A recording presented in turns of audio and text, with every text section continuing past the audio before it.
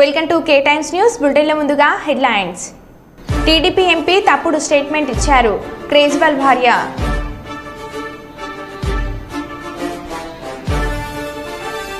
గురుకుల హాస్టల్లో బీర్లు తాగుతున్న మహిళా ప్రిన్సిపాల్.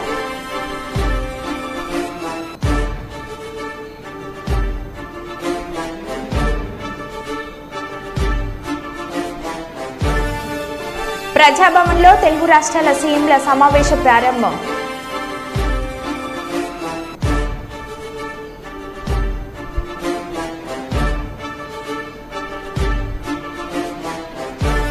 మందమరి అభివృద్ధి లక్ష్యంగా పనిచేయాలి. చెన్నూరు ఎమ్మెల్యే వివేక్ వెంకటస్వామి.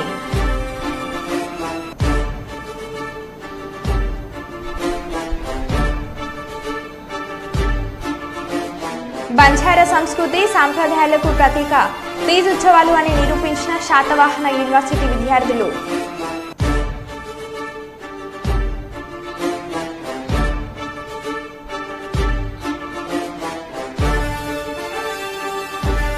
ఇక వివరాల్లోకి వెళ్తే AP CM Chandrababu Telangana CM Revanth Reddy హైదరాబాద్లోని ప్రజాభవన్లో భేటీ అయ్యారు. రెండు తెలుగు రాష్ట్రాల మధ్య పెండింగ్లో ఉన్న విభజన అంశాలపై ప్రధానంగా చర్చిస్తున్నారు. ఈ సమావేశంలో రెండు రాష్ట్రాల ప్రభుత్వ ప్రధాన కార్యదర్శులు నీరబ్ కుమార్ ప్రసాద్, శాంతికుమారి పాల్గొన్నారు. ఆంధ్రప్రదేశ్ నుండి మంత్రులు అనగాని సత్యప్రసాద్, బీసీ జనార్దన్ రెడ్డి, కందుల దుర్గేష్ పాల్గొన్నారు. ఆర్థిక శాఖ ముఖ్య కార్యదర్శి పీయూష్ కుమార్తో పాటు ఇతర శాఖల అధికారులు హాజరయ్యారు. ప్రజాభవన్లో ఏపీ సీఎం చంద్రబాబును సన్మానించిన తెలంగాణ సీఎం రేవంత్ రెడ్డి.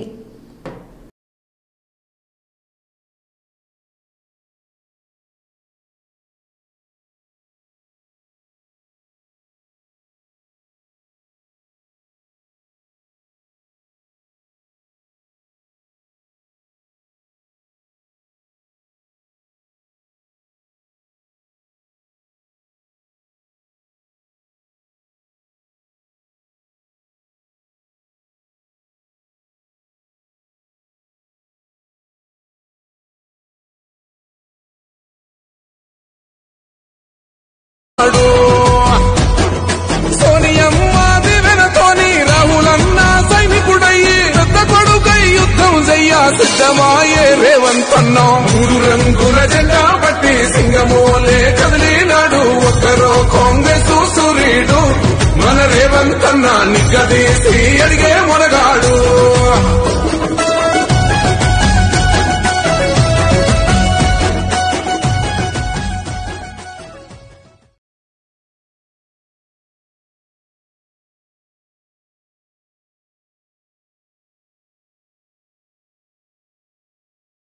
చిలకలూరిపేట పట్టణంలోని పసుమర్తి గ్రామానికి చెందిన శ్రీరామ్ వెంకటేశ్వరరావు అను వ్యక్తి పసుమర్తి గ్రామ శివార్లో ఉన్న తనకు చెందిన 1 ఎకరం పొలాన్ని మాజీ మంత్రి రజని వారి అనుచరులతో తన పొలం కబ్జా చేశారని, తన పొలం తనకు ఇప్పించాలని బాధితుడు చిలకలూరిపేట రూరల్ పోలీస్ స్టేషన్లో ఫిర్యాదు చేశారు. బాధితుడు చెప్పిన వివరాల ప్రకారం తన తండ్రి 1987వ సంవత్సరంలో పసుమర్తి గ్రామ శివార్లో 1 ఎకరం పొలం కొన్నారని, అప్పటి నుంచి తన పొలం తమ ఆధీనంలో ఉందని పేర్కొన్నారు. ఆ పొలం అప్పటి నుండి నేటి వరకు యూనియన్ బ్యాంక్ ఖాతాలో ఉందని వివరించారు. అయితే మాజీ మంత్రి విడుదల రజని మదీనగర్లో ఒక కంపెనీ కొనుగోలు చేసిందని, ఆ కంపెనీ ముందు ఎక్రోచ్మెంట్ 34 కుటుంబాలు ఉన్నాయని, వారు ఖాళీ చేయకపోవడంతో తన పొలంలో ఒక్కొక్కరికి సెంటు 25 చొప్పున తప్పుడు రిజిస్ట్రేషన్లు చేసిందని అన్నారు. దీని తాలూకా తనకు ఎటువంటి డబ్బు చెల్లించలేదని తెలిపారు. కుటుంబ సభ్యులు చీరాల రోడ్లో ఉన్న ఎన్టీసీ కంపెనీ స్థలాలు కొన్న తర్వాత దానికి ఎదురుగా ఉన్న ఆక్రమణదారుల్ని తీసేస్తే వారి స్థలాలకి బాగా విలువ వస్తుందని తెలిసి వారికి వేరే చోట స్థలాలు ఇస్తామని మేము అడ్డుపడుతున్న మా స్థలంలో వారికి దొంగ రిజిస్ట్రేషన్లు చేసి వారికి ఇచ్చారు. ఇవ్వటం వలన వారు లబ్ధి పొందారు, మేము నష్టపోయాం. ఆ స్థలం, ఆ పొలం ఈ రోజుకు కూడా ఆంధ్ర యూనియన్ బ్యాంక్ వారి స్వాధీనంలో ఉన్నది. మాది మాకు చెందిన స్థలం, ఎకరా స్థలం వారికి వేరే దొంగ రిజిస్ట్రేషన్ చేయించారు. తెలంగాణ ఆషాఢ మాస బోనాల దశాబ్ది ఉత్సవాలను ఆర్భాటంగా అట్టహాసంగా అత్యంత వైభవపేతంగా నిర్వహణ. దేవాలయ కమిటీలకు ఉత్సవాల నిర్వహణకు చెక్ల పంపిణీ. రాష్ట్ర ప్రభుత్వం బోనాల నిర్వహణకు 20 కోట్లు కేటాయింపు. బోనాల ఉత్సవ క్యాలెండర్, ఈవెంట్ క్యాలెండర్, పోస్టర్, బోనాల పండుగపై రాసిన పుస్తకం, సీడీ ఆవిష్కరించిన మంత్రులు. బోనాల పండుగ గురించి ప్రజలందరికీ తెలిసేలా హైదరాబాద్ 4 దిశల ఆర్చీలు, 14 చోట్ల 3D మ్యాపింగ్ ఏర్పాటు. జూలై 7 నుంచి 14 వరకు బోనాల ఉత్సవాలు. బోనాల పండుగ విజయవంతానికి ప్రజల సహకారం అవసరం. తెలంగాణ ఆషాఢ మాస బోనాల దశాబ్ది ఉత్సవాలను ఆర్భాటంగా అట్టహాసంగా అత్యంత వైభవోపేతంగా నిర్వహించినట్లు రాష్ట్ర దేవాదాయ శాఖ మంత్రి కొండా సురేఖ తెలిపారు.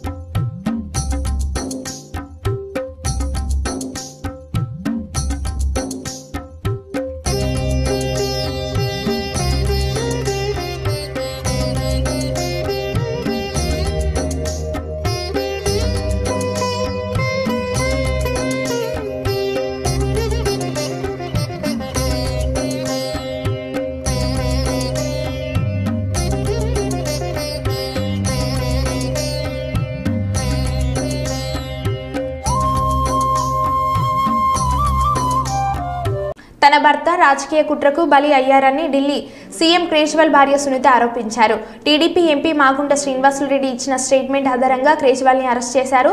తన కొడుకు రాఘవను కాపాడుకునేందుకు శ్రీనివాసులు తప్పుడు స్టేట్మెంట్ ఇచ్చారని పేర్కొన్నారు. తన భర్త నిజాయితీపరుడని, ఆయనకు ప్రజలు మద్దతుగా నిలవకపోతే చదువుకున్న వారెవరూ రాజకీయాలకు వచ్చేందుకు సహించారని అన్నారు. नमस्कार। क्या आपको पता है कि केजरीवाल जी को गिरफ्तार क्यों किया है? केजरीवाल जी को एनडीए के एक एमपी के बयान पर गिरफ्तार किया है। उनका नाम है मगुंटा श्रीनिवासलू रेड्डी यानी एमएसआर। एमएसआर आंध्र प्रदेश से एनडीए के एक सांसद हैं। एमएसआर ने ऐसा क्या बयान दिया जिससे आपके मुख्यमंत्री केजरीवाल को गिरफ्तार कर लिया? 17 सितंबर 2022 को एमएसआर के ठिकानों पर ईडी की रेड हुई। उनसे पूछा गया कि क्या वो कभी केजरीवाल जी से मिले हैं?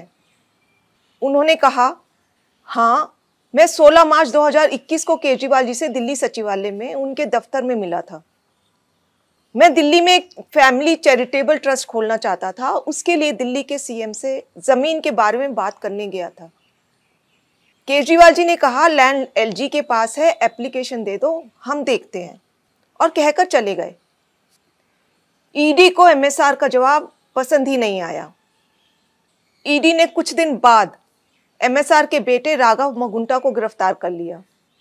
फिर से एमएसआर के और बयान लिए गए, मगर वो अपना पहले वाला बयान ही दोहराते रहे क्योंकि वही सच था, और उनके बेटे राघव रेड्डी की बेल खारिज होती रही। इस दौरान सदमे से राघव की पत्नी यानी एमएसआर की पुत्रवधू ने आत्महत्या करने की कोशिश की और उनकी बूढ़ी मां बहुत बीमार हो गई। इन सब को देखते हुए बेटे के लिए बाप भी टूट गया। 17 जुलाई 2023 को पिता एमएसआर ने ईडी में अपना बयान बदल दिया। उन्होंने अब कहा, 16 मार्च 2021 को मैं केजरीवाल जी से मिलने गया था। मुश्किल से 4-5 मिनट मुलाकात हुई। वहीं 10-12 लोग बैठे थे। मेरे कमरे में घुसते ही केजरीवाल जी ने मुझसे कहा कि दिल्ली में आप शराब का काम शुरू करो, बदले में आम आदमी पार्टी को 100 करोड़ रुपए दे दीजिए। केजरीवाल जी से ये मेरी पहली और आखिरी मुलाकात थी। इस बयान के बाद अगले ही दिन एमएसआर के बेटे राघव रेड्डी को ईडी ने बेल दिलवा दी। जाहिर है कि एमएसआर का यह बयान झूठा है। वे खुद कह रहे हैं कि यह उनकी केजरीवाल जी से पहली और आखिरी मुलाकात थी। 10-12 लोग वहां बैठे थे। अगर किसी को किसी से पैसे मांगने भी थे तो वह क्या कोई किसी अजनबी से पहली मुलाकात में ही 10-12 लोगों के सामने इस तरह पैसे मांग लेगा? जाहिर है कि एमएसआर के बेटे और परिवार को 5 महीने बुरी तरह प्रताड़ित किया गया। इसीलिए एमएसआर ने अपने बेटे को बचाने के लिए झूठा बयान दिया और इस बयान को देने के बाद 2 दिन में ही एमएसआर के बेटे को बेल मिल जाती है। इन सब बयानों से एक बात तो साफ हो गई कि अपने बेटे को जेल से निकलवाने के लिए एमएसआर ने झूठा बयान दिया। कोर्ट ने भी केजरीवाल जी को बेल देते हुए यही माना कि ईडी ने बेल का लॉलीपॉप देकर बयान लिया बिना किसी सबूत के। आपके बेटे केजरीवाल जी को एक गहरे राजनीतिक षड्यंत्र का शिकार बनाया गया है। वो एक सामान्य पढ़े लिखे देशभक्त और कट्टर ईमानदार व्यक्ति हैं।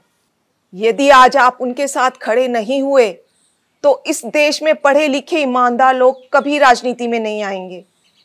क्या मोदी जी केजरीवाल जी के साथ ठीक कर रहे हैं? इस वीडियो को ज़्यादा से ज़्यादा शेयर करें ताकि देश को पता चल सके कि मोदी जी कैसे ईडी सीबीआई के जरिए एक गहरे राजनीतिक षड्यंत्र के तहत आपके केजरीवाल और आम आदमी पार्टी को खत्म करना चाह रहे हैं। जय हिंद। మధ్యాహ్న భోజనం పథకం సరిగ్గా జరగక 90 మంది పిల్లలు హాస్పిటల్లో జాయిన్ అయ్యారు. పిల్లలకి ఇచ్చే బ్యాగులు కూడా సరిగ్గా ఇవ్వట్లేదు. ఏ వ్యవస్థ కూడా సరిగ్గా పనిచేయడం లేదని వైఎస్ఆర్సీపీ అధ్యక్షులు వైఎస్ జగన్మోహన్ రెడ్డి అన్నారు. ఒకసారి హాస్పిటల్లో కూడా ఒకసారి చూడండి, ఒకసారి 90 మంది పిల్లలు ఇక్కడ జాయిన్ అయ్యారు. మధ్యాహ్న భోజనం పథకం సరిగ్గా జరగడం లేదు. పిల్లలకు కనీసం బ్యాగుల సప్లై కూడా సరిగ్గా జరగడం లేదు. ఇచ్చేటోడు ఎవడు ఇవ్వడం లేదు సరిగ్గా ఏది వ్యవస్థ అనేది ఏది సరిగ్గా జరగడం లేదు. వ్యవస్థను గాడిలో పెట్టండి. మీరు ప్రజలు మిమ్మల్ని ఏదైతే ఓటు వేశారో ఒక కారణం చేత మీరు ప్రజలు 10% మంది ఓట్లు, మాకు రావాల్సిన 10% మంది ఓట్లు మీకు వైపు డ్రిఫ్ట్ అయ్యాయి అని అంటే కేవలం మీరు చేసిన మోసపూరిత వాగ్దానాల వల్ల డ్రిఫ్ట్ అయ్యాయి. ప్రజలు మీ దగ్గర నుంచి ఎక్స్పెక్ట్ చేస్తూ ఉన్నారు. రైతులు అల్లాడిపోతూ ఉన్నారు, రైతు భరోసా అందక. పిల్లలు అల్లాడిపోతూ ఉన్నారు, పిల్లలు బడులు స్టార్ట్ అయ్యాయి కానీ తల్లులకు అమ్మఒడి కార్యక్రమం ద్వారా వస్తూ ఉన్నది రావడం లేదు. తల్లులు ఎదురుగా ఆశగా ఎదురు చూస్తూ ఉన్నారు. వాళ్ళని చూసుకోండి. అక్క చెల్లెమ్మలకి ఇస్తామన్నారు నెల 1500 రూపాయలు, అది ఇచ్చే కార్యక్రమం చూసుకోండి. ఇంటింటికి ఉద్యోగం అన్నారు, ఉద్యోగం ఇవ్వకపోతే 3000 రూపాయలు ప్రతి ఇంటికి నిరుద్యోగ వృత్తి అన్నారు. ఆ పిల్లలందరూ ఎదురు చూస్తూ ఉన్నారు, మీరు ఎప్పుడెప్పుడు ఇస్తారు 3000 రూపాయలు నిరుద్యోగ వృత్తి అని. అది చూసుకోండి. ఇటువంటి ఏవి కూడా మంచి కార్యక్రమాలు ఏవి కూడా చేయకుండా రాష్ట్ర వ్యాప్తంగా భయాందోళన మాత్రమే క్రియేట్ చేసే దుర్బుద్ధిని చేసే దుశ్చర్యను ఆపండి అని మరొకసారి హెచ్చరిస్తూ చెప్తా ఉన్నాం. శిశుపాలను పాపాలు పండినట్టుగా వేగంగా జరుగుతూ ఉన్నాయి. తన పాపాలు పండడం అన్నది కూడా తను మర్చిపోదని సందర్భంగా మరొకసారి చెప్తా ఉన్నాం. క్యాతన్పల్లి అభివృద్ధి లక్ష్యంగా పనిచేయాలని సంబంధిత అధికారులను చెన్నూరు ఎమ్మెల్యే గడ్డం వివేక్ వెంకటస్వామి ఆదేశించారు. శనివారం మున్సిపల్ కార్యాలయంలో మున్సిపల్ రెవెన్యూ ఆర్ఓబీ అధికారులతో చేయాల్సిన అభివృద్ధి రివ్యూ మీటింగ్ ఏర్పాటు చేశారు. ఈ సందర్భంగా మీడియాతో మాట్లాడుతూ ఆయన పెండింగ్లో ఉన్న పనులను గుర్తించి వెంటనే పూర్తి చేయాలని, పట్టణంలో అభివృద్ధిపై ప్రణాళికను రూపొందించాలని అధికారులకు సూచించారు. గత ప్రభుత్వ హయాంలో ఎమ్మెల్యే నిధులను కేటాయించకుండా కేవలం అభివృద్ధిని శిలాఫలకాలే పరిమితం చేశారని దుయ్యబట్టారు. మున్సిపాలిటీ ప్రాంతంలో శ్మశాన వాటికల నిర్మాణం కొరకు సింగరేణి నుండి స్థలాన్ని సేకరించి త్వరలోనే శ్మశాన వాటికలను ఏర్పాటు చేస్తామని హామీ ఇచ్చారు.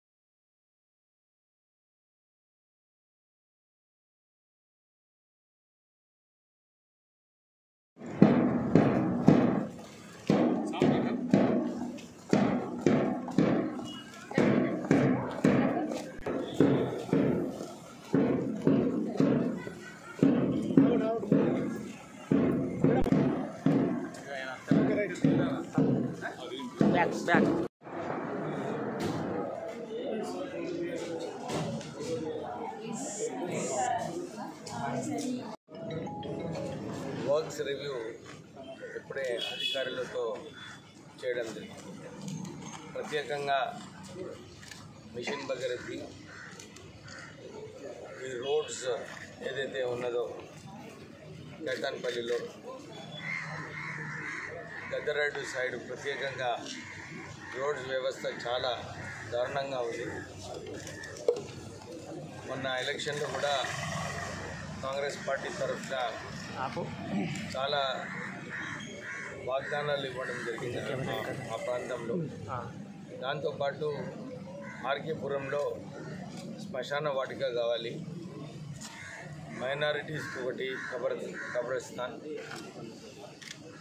ఇంకా క్రిస్టియన్స్కి కూడా ఒక క్రెమటోరియం, ఇవన్నిటికీ కూడా ఒక 25 ఎకరాల భూమి సింగరేణికి కోరడం జరిగింది. నిధులు కేటాయించాలంటే భూమి ఉండాలి. ఈ భూమి సింగరేణి సంస్థ వారి మైనింగ్ ఏరియాస్లో లేని చోటు మాకు ఇస్తే ఒక అభివృద్ధి కార్యక్రమాలు చేసుకుంటామని చెప్పి సిఎండికి ఉన్న స్కిల్ డెవలప్మెంట్ సెంటర్కి వచ్చినప్పుడు మేము ఒక రిప్రజెంటేషన్ ఇచ్చాము. దాన్ని ఫాలోఅప్ చేస్తున్నాము. త్వరలోనే సింగరేణి ఒక నిర్ణయం తీసుకుంటుంది. మైనింగ్ ఏరియాస్ ఎక్కడుందో నాన్ మైనింగ్ ఏరియాస్లో ఇవ్వటానికి వారు కూడా కన్సిడరేషన్ చేస్తున్నారు.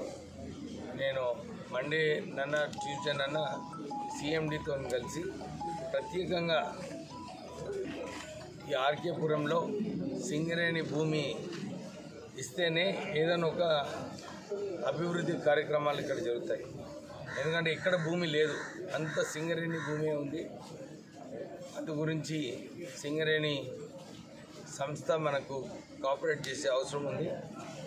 దాంతోపాటు రోడ్స్లో విషయం కూడా ఇంతకుముందు ఉన్న టీఆర్ఎస్ ప్రభుత్వము చాలా చోట్ల కేవలం టెంకాయలు కొట్టేసి మేము అభివృద్ధి చేస్తున్నాము, నిధులు లేకున్నా కానీ టెంకాయలు కొట్టేసి పనులు చేస్తున్నామని చెప్పి వారు పబ్లిసిటీ చేసుకోవడం జరిగింది.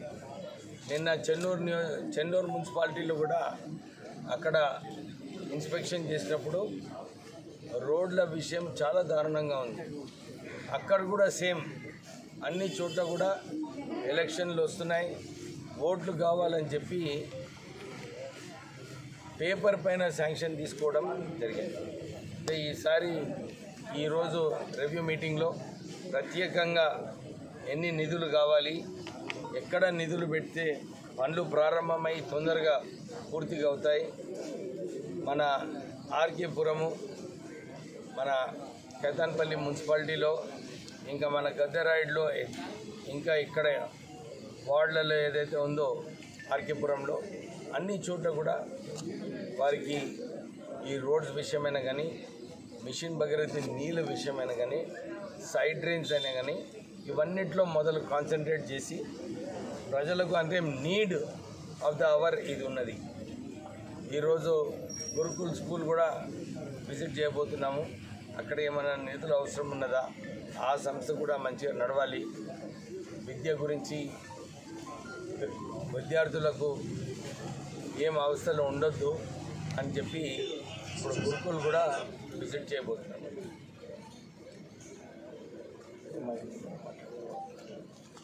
ఏమైనా క్వశ్చన్లు అడుగుతా? కుప్పం మున్సిపల్ పరిధిలోని కొత్తపేటకు చెందిన సోమశేఖర్ భార్య హిమబిందు ఎన్టీఆర్ విగ్రహం వద్ద నిరసనకు దిగారు. తమ ఇంటిని వెళ్లే దారిని కుమార్ అనే వ్యక్తి ఆక్రమించుకున్నారని ఆమె తెలిపారు. ఇంటికి వెళ్లేందుకు దారి లేకపోవడంతో వేరే దారి లేక నిరసన తెలిపినట్లు ఆవేదన వ్యక్తం చేశారు. సమస్యను పరిష్కరించాలని సంవత్సరం ముందు పోలీస్ స్టేషన్కు వస్తే గతంలో CA Sridhar ST atrocity case పెడతామని బెదిరించినట్లు హిమబిందు ఆరోపించింది. మున్సిపల్ కమిషనర్ నాగేశ్వరరావు దృష్టికి తీసుకువెళ్తే రాత్రి 9 గంటలకు పైన ఫోన్ చేయమని చెప్పారని ఆవేదన వ్యక్తం చేసింది. సమస్యలను పరిష్కరించాలని కోరితే ఇలా రాత్రి 9 గంటలకు పైగా ఫోన్ చేయడం ఏమిటి అని ఆమె ప్రశ్నించింది.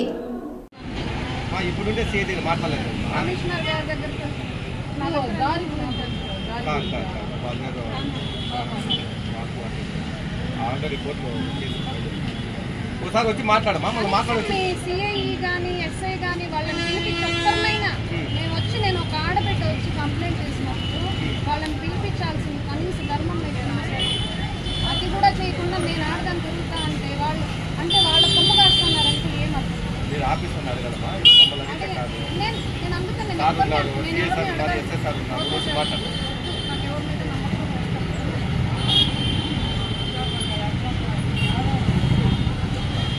అందరూ లోపల లోపల ఏం చేస్తున్నారు అక్కడ ఉండే సిఎస్ఆర్ వేరే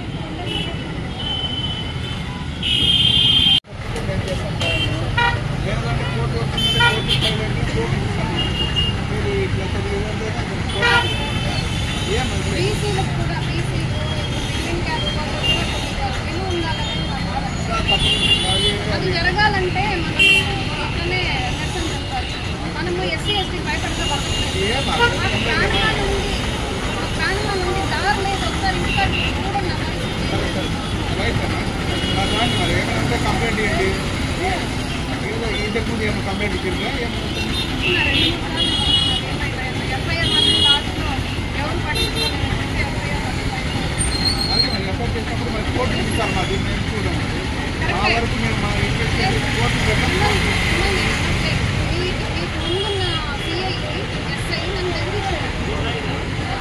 ఏదైనా మీరు కంప్లైంట్ లేదు నా ఆడబిడ్డను పిలుచుకొని స్టేషన్ దాకా వచ్చినా కానీ పట్టించుకోకపోతే ఇంకెవరు పట్టించుకోవాలి.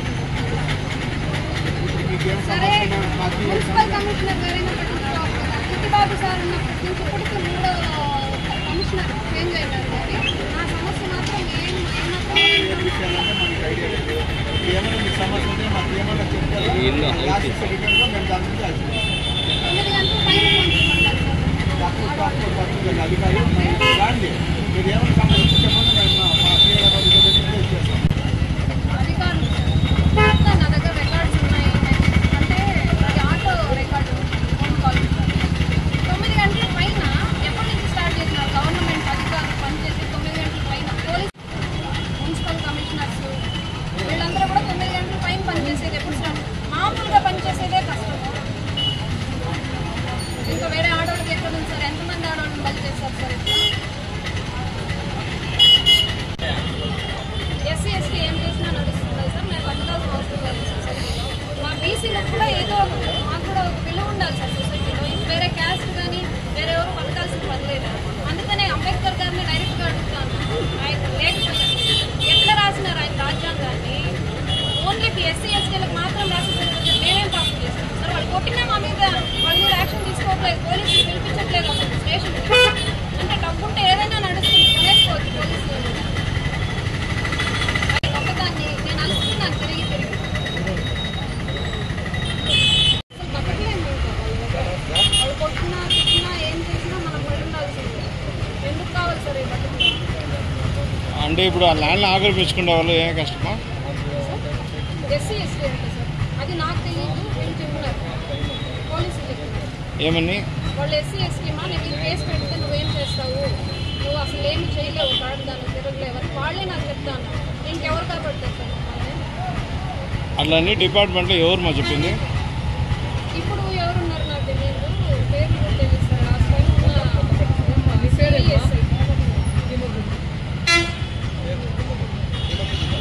అంటే మీరు స్టేషన్కి ఎప్పుడు పోయినప్పుడు ఈ మాట చెప్పినారమ్మా? లాస్ట్ ఇయర్ 1 year పైన అవుతుంది. తర్వాత ఎవరు పట్టించుకోవచ్చు. అంటే గతంలో సిఐ గారు వేరే వాళ్ళు ఉన్నారు, ఇప్పుడు ప్రస్తుతం సిఐ చేంజ్ అయినారు. ఈయన ఏమైనా కలిసినారా? ఎవరున్నారో కూడా తెలియదు సార్. ఎందుకంటే నాకు నమ్మకం పోలీస్ స్టేషన్కి వెళ్ళాలనే ఉద్దేశం కూడా లేదు. అసలు ఏ ఆఫీసర్ ఇక్కడ మున్సిపల్ కమిషనర్ ఆఫీస్కి ఒకసారి వెళ్ళి చూడండి. హిమబిందు పేరు చెప్పండి. హిమబిందు పేరు చెప్తే నేను ఎవరో అనుకుంటాను. మున్సిపల్ కమిషనర్ ఎవరైతే ఉంటారో ఆయన 9 గంటల తర్వాత కాల్ చేయమంటారు. మీరు ఎప్పుడు 9 గంటల తర్వాత పనిచేసి స్టార్ట్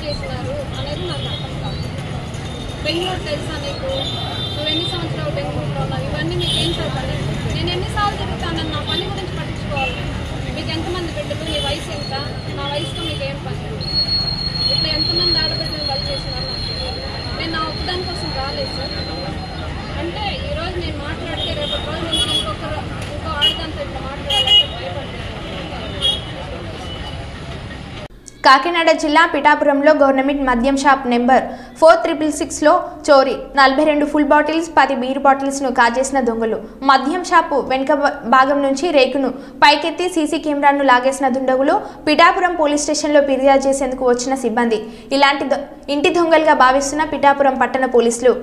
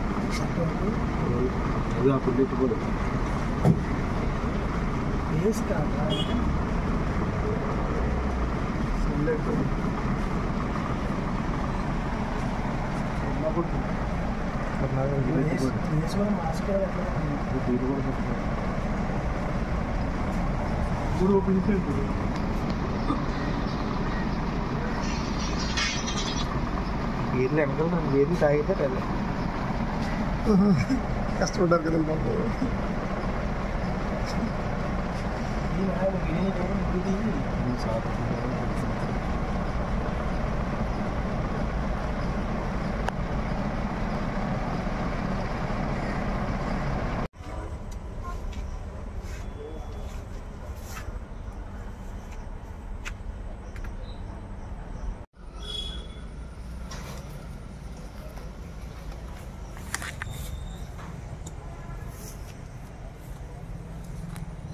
అటు ఏమైనా సీసీ కెమెరాలు ఏమైనా ఉన్నాయా?